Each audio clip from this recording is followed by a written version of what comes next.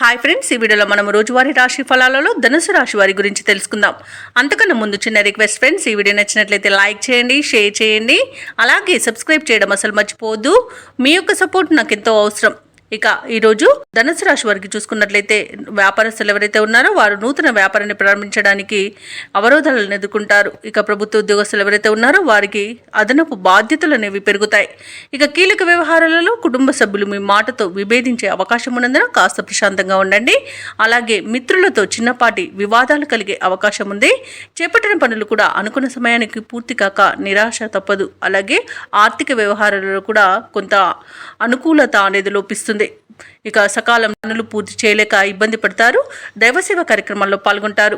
దేవాలయాలను సందర్శిస్తారు. దేవాలయాలను సందర్శించినప్పుడు మీరు ముఖ్యంగా గుర్తుంచుకోవాల్సింది మీ ఇష్టదైవం యొక్క ఆరాధన అనేది మీకు మంచి చేస్తుంది. కాబట్టి తప్పకుండా దిశగా ప్రయత్నించండి. ఇక ధనుసు రాశి వారికి నిర్లక్ష్య ధోరణి వలన చాలా ఇబ్బందులు పడతారు. అలాగే బాధ్యతలను విస్మరించడం వల్ల కూడా నష్టాలను ఎదుర్కొంటారు. కాబట్టి మీరు ఈరోజు జాగ్రత్తగా పనులన్నీ పూర్తి చేసుకోవడం అనేది చెప్పుకోదగ్గ సూచన.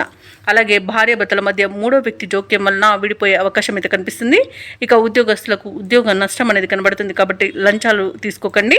అలాగే షేర్ మార్కెట్లలో పెట్టుబడులు పెట్టకండి. ఇక భూ క్రయ విక్రయాలలో ఎవరైతే రియాల్టర్స్ ఉన్నారో వారికి కూడా కొద్దిపాటి నష్టాలు ఎదుర్కొనే అవకాశం కనిపిస్తుంది.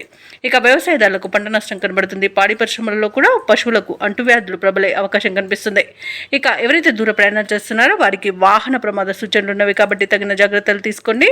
వాహనాలకు మరమ్మతులు చేయించుకోండి. అలాగే మద్యపానం సేవించి వాహనాలను నడపకండి. తగిన జాగ్రత్తలు తీసుకోవడం అనేది చెప్పుకోదగ్గ సూచన. ధనుసు రాశి వారికి కుటుంబ సభ్యులతో విరోధాలు కలిగే అవకాశం ఉంది. ప్రయాణాలలో ఆటంకాలను ఎదుర్కొంటారు.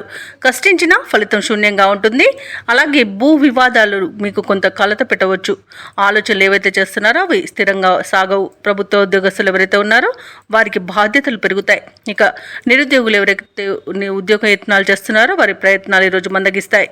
అలాగే కొన్ని ముఖ్యమైన కార్యక్రమాలను కూడా వాయిదా వేయాల్సి వస్తుంది. వ్యాపారస్తులకు వాణిజ్యవేత్తలకు కొత్త వివాదాలు అనేవి తలకు చుట్టుకుంటాయి. ఇక పారిశ్రామిక వర్గాల వారికి, రాజకీయ వర్గాల వారికి గందరగోళ పరిస్థితులు అనేవి ఉంటాయి.